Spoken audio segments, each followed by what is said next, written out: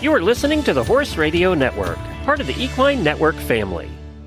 Greetings, everyone. Coach Jen here, and thanks for tuning in to Horse Tip Daily, episode 1527. I'm so happy to welcome to the show Jessica Starcevich, who is with Spalding Fly Predators. And I thought it would be fun, seeing as how it's springtime as we record these tips, to chat a little bit about what fly predators are and how they can be beneficial to horse owners. And for that matter, anybody who lives where there are flies, which is pretty much everybody. Is that right? Yes, ma'am. There are flies everywhere, but horse folks seem to suffer extra specially with flies. So why don't we start this all out with an overview of what a fly predator is and what it does? Sure. So the fly predators are actually a tiny beneficial insect about the size of a pencil lead, about, and they're actually a type of parasitic wasp. But unlike what we think of as wasps, they don't bite or sting. What's a stinger in other types of bees and wasps that we think of is actually kind of a hollow tube in these guys. And what they do is they then lay their eggs in the pupa stage of the fly, which is like the cocoon stage, and they kill the fly that way. Their larvae will grow up feeding on that fly and kill it. So they're kind of a prevention more than a solution to an existing problem. And so they'll kill them that way. They'll feed on them some. They don't bother livestock, animals, any other types of, beneficial insects. They're not going to hurt honeybees or butterflies or anything like that. They're just very specialized on the kinds of flies that bother livestock. So you have a fly. We're going to call it a fly predator. The fly predator zips around, and this might be too technical a question. How does a fly predator find the fly pupa to lay their eggs in? Mostly by smell. It's from their antenna. It's basically chemoreceptors. I don't know a good easy way to put that, but they kind of smell through their head. They sniff them out. They sniff them out, and they don't do a lot of flying. They actually burrow. Fly pupa tend to be in the ground, down in the manure, in places where flies like to be, and they'll kind of search around those areas. They don't travel that far. They are so tiny, about 150 feet is as far as they go. So we do recommend, if people are using them, small amounts, lots of areas, since they don't travel real far. But, another question we get, are they going to leave and go to my neighbors? Only if they're 150 feet away. They're not going to get really very far. An ideal support system for people with small properties. Absolutely. It's a really good tool in the toolbox, I guess we should say. There's no silver bullet. It's this one thing won't solve every single problem, but it is going to help really reduce any flies that are actually breeding on your property. And once we kind of identify those breeding areas, we can get those under control with fly predators. And then if flies are still a problem, we can start looking at where either they might be migrating from somewhere else and kind of give some other tools in the toolbox for what we call integrated pest management, or IPM, so that we're using multiple techniques to really get solid, good control that we can count on. So a fly predator, you said fly predators out in the mail. You decorate them around your property. So does a fly predator, the little guy that comes in that little Ziploc baggie, does that target specific types of flies, all kinds of flies? You mentioned that it doesn't bother butterflies and honeybees, which is great. But are there some kinds of flies that fly predators target, or is it any old fly pupa? They are very specific on pretty much just house flies and biting stable flies. Most of these kind of parasitoids like this have very specialized hosts that they use, that they feed on, and they're not capable of attacking anything else outside of that. So other types of flies, say water breeding flies like horse flies, deer flies, mosquitoes, they're not going to get any of those. That's kind of a different family and class of flies. Right. Which is nice. The whole point behind an integrative program, right? Exactly. The kind of nice thing is a lot more people are composting and things like that these days, and using a lot of black soldier flies for that.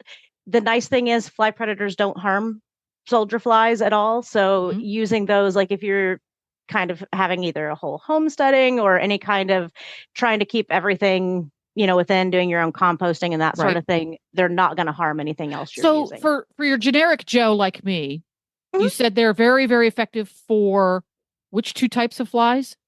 House flies and biting stable Okay, flies. so a So house fly, some Joe Schmo like me, how do I recognize what does a house fly look like? the hardest part, it's not so much the look. Most flies to us do kind of They look just the look same. like small black flies. In fact, a lot of people are surprised to learn just even in their backyard, there could be 50 types of flies even in a Ugh. small backyard, Okay. but most of them don't bother us. House flies and stable flies on horses, the way we tend to tell them apart is actually where on the animal they are. Biting Aha. stable flies tend to like just the lower legs. So you're going to see biting stable flies. Those are going to be the ones biting on the legs, causing stomping. You'll see them kind of on their cannons and sometimes on their flanks and maybe like right in the point of their chest. The house flies, since they don't actually have mouth parts that can bite or pierce skin, they're going to be more around the eyes, feeding on, tear fluid and, around like the nostrils. And then they might be a little bit on some of the other parts of the body if there's other flies they're biting, but they're going to be much more concentrated on the face Okay. and kind of sitting around on things. So already I know that I need to order myself a crap load of fly predators because the barn where my horses live is Mhm. immaculately clean, but there are still flies, and the flies are on their legs and the flies are on their eyeballs. So those are the two Mhm. kinds that fly predators are going to take care of. So I'm going to sign up and get myself some fly predators. And is there a particular type of fly? And I noticed this particularly on Nigel. He's a Mhm. really big horse. He tends to have a little group of flies that hang out exactly in the center of his spine. Do they tend to be a little smaller than the flies you see on their face or They're legs? little. Yeah. Are there pastured cattle They within a are half mile to a yes, mile they're of? adjacent to a cow pasture. Okay. So you actually have a kind of a slightly different problem that only horse owners near cattle, pastured cattle specifically, will have. Those little flies that cluster on the back are actually horn flies. They are very specific. They can't actually breed in horse manure at all. They can only breed in undisturbed cow pats on a pasture. Really? So cattle in like a feedlot, you're not going to get horn flies. It's only cattle on pasture. The adult flies will feed on our horses. My horses actually, we've got our neighbor has 30 cattle in the adjacent pasture, so we deal with them quite regularly as well. And one thing that you'll notice, and the kind of the counterpart to that comes with horn flies are face flies. Face flies look and are very, very closely related to house flies, but like horn flies, they only breed in undisturbed cow pats on cow pastures. Interesting. Um, the big thing you'll notice with those two kinds of flies, when you bring your horses inside, those flies disappear. You only see them on them out in the pasture. Oh, they're outdoor flies. Oh. They are. They don't like shaded environments. That's why a lot of times cattle will move into really shady, dense areas during kind of the height of the day. Mhm. And we tend to not see those flies so much when we bring our horses inside. They tend to leave the horses pretty quickly when we bring them indoors. So that's a little bit different of a problem. And I have some bad news on that because the fly predators, they're not going to be great on those two kinds of flies. Horn flies, they can kill, but again, they only go that 150 feet, and every cow pat in a pasture is a breeding site. So it's hard to actually encompass that whole area. And the face flies, although they're very closely related to house flies, they have kind of one little thing that's different, and that's that their pupa will actually be a lot harder. There's more calcium in it, and parasitoids aren't able to drill through that and kill those kinds of flies. The other bad news is there's no good traps for them either. They're a toughie, aren't they? They really are. You're really dependent on cattle owners to be managing those either through pasture management. If they're breaking those cow pats up, at least every 10 days, that's going to break that life cycle for those flies. Otherwise, we're talking more, the cattle would need to be on something like an insect growth regulator, which is a type of feed additive that prevents those kinds of flies from breeding. But those are kind of the big places where it can be hard. And that's one reason that we really encourage customers to call us and ask, because just like when you described those horn flies to me, I knew right away you had cattle nearby. And so that kind of changes what we're going to tell you, what to expect, whether this is going to help that situation, and kind of some other suggestions that we can make or give you that if you know the cattle owner well or, friendly, this is something they're going to want to reduce their flies too. So it may not be fly predators for them, but we can definitely give some ideas or suggestions that could be shared with the cattle owner as well. And that's kind of one of those places where, every situation is a little different, and it is crazy. All these flies look similar, but just kind of through talking and figuring out what behavior you're seeing in the flies. Yes, exactly. It's the behavior and the behavior pattern that tells you what flies are what. Well, I know for a fact that we've got plenty of hanging around their cannon bones, making them stomp a lot. We've got plenty of those. So that alone, because the horses stomping isn't just an irritant. There's a reason horses lose shoes in the summer. Yes. Yes. And a lot of laminitis and a lot of broken feet. Yes. So absolutely. And usually with those kind of flies, what we'll recommend, so the flies that bite down on the legs, they really like to breed in more decaying vegetation than straight manure. So any place that you feed hay outside, or if you've got a hay barn where you're moving hay in and out and you get hay on the ground around the edges of the barn, if any of that gets wet, or grass clippings or anything like that, even if there's not manure in it, that will breed those biting stable flies really prolifically. I think one of the most shocking things I can remember seeing on a farm, it was absolutely immaculate. Everything looked wonderful. We couldn't figure out where all these stable flies were coming from. They hadn't cleaned their mower deck. And we were looking around and just trying to find where could there be decaying vegetation. And we reached up in a mower deck and hundreds of fly pupa in that mower deck and all biting stable flies.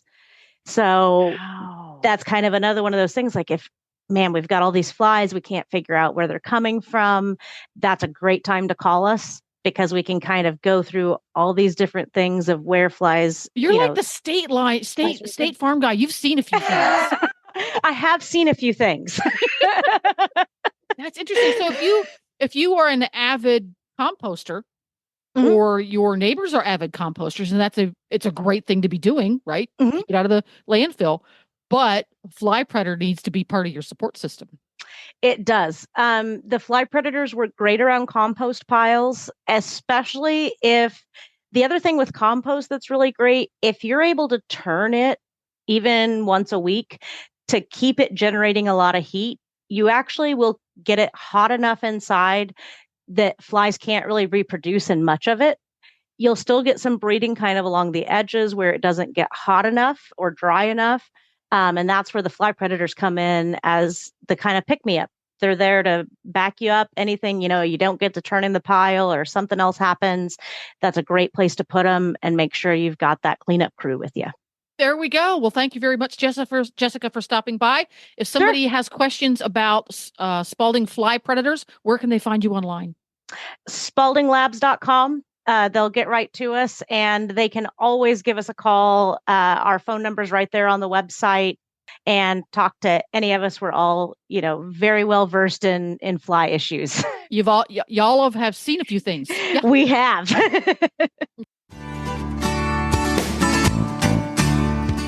Well, there you have it. Horse Radio Network has thousands of engaging podcasts for horse people, and you can have them sent right to your phone. Just subscribe via your favorite podcast player.